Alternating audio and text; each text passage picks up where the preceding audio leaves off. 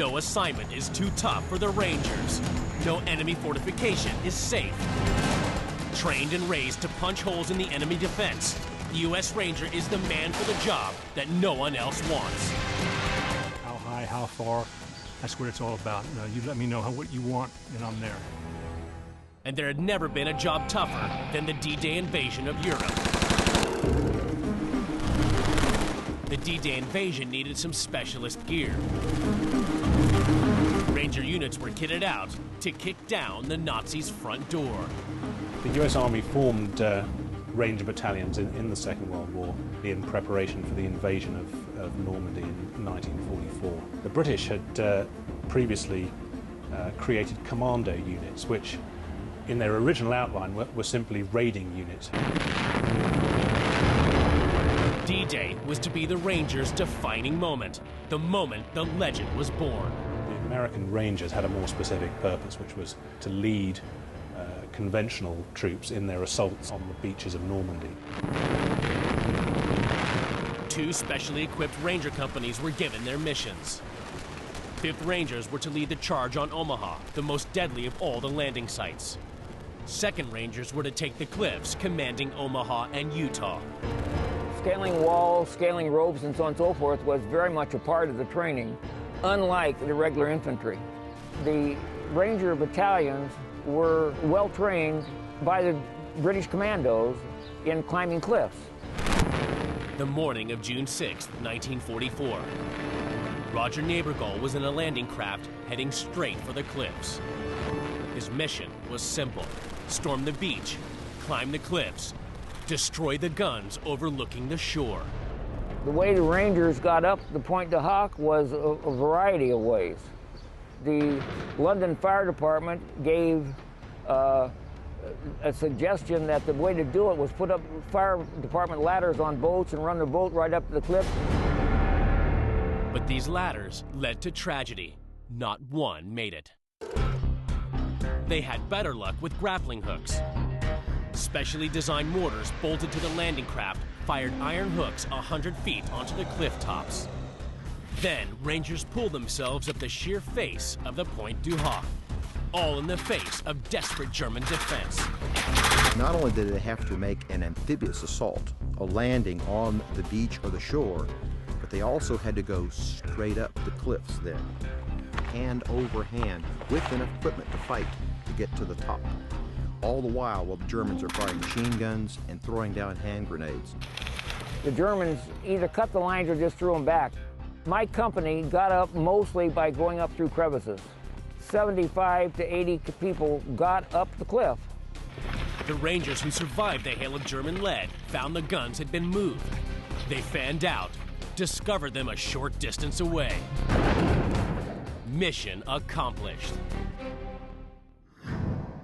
The grappling hooks of D-Day have founded a dynasty of military grappling technology. The latest of these is the tail gun. TAIL stands for Tactically Air-Initiated Launch, or TAIL system.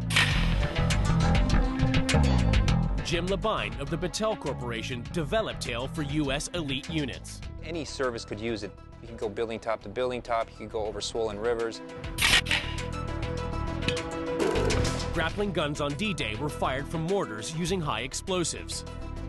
This made them big, noisy, and dangerous. Today's tail gun is smaller, safer, and quiet enough for tactical assault. The tail system is pneumatically operated. It basically takes compressed air from a diver's tank and charges the system. The air is regulated going into the gun so that the shot height is adjustable. TAIL was designed with a soldier in mind.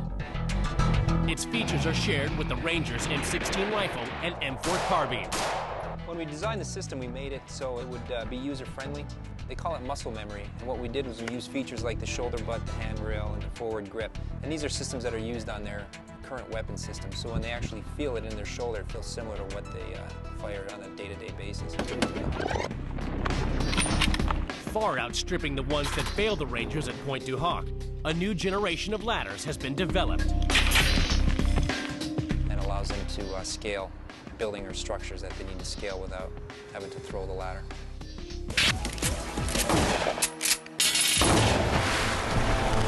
Back on the beaches of D-Day, The 5th Rangers were leading the charge on the beach below the cliffs.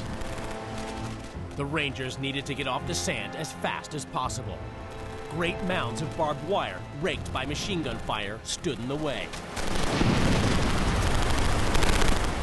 There are ways to cross deadly walls of wire. A special weapon dating back to the British Empire served them well. Rewind back to the Bangalore Torpedo, invented in Bangalore, India in 1912. It was the pipe dream of Captain McClintock of the Bengal, Bombay, and Madras Sappers and Miners Regiment. Little more than a series of 5-foot tubes packed with up to 85 pounds of high explosives. It eats barbed wire for breakfast. It's basically a fixed line charge. The idea is to be able to take sections of pipe, which are filled with explosive, and set these sections together, affix them, and be able to push it underneath an obstacle, usually barbed wire, and to be able to use an explosive detonator to set it off. The Bangalore blasted the barbed wire off that deadly beachhead, propelling the 5th Ranger Battalion into the fight for Nazi-held Europe. Bangalore torpedoes are still in use today. But now, a new generation of line charges perform many of the Bangalore's deadly jobs. A series of fragmentation grenades attached to a line are fired by rocket over barbed wire or minefield. When the grenades explode, they detonate any mines and can clear a path up to 148 feet. There's something called APOBs now, which is a backpack line charge. 2 Rangers can carry this and still clear a lane in a minefield so that the mission or raid can continue.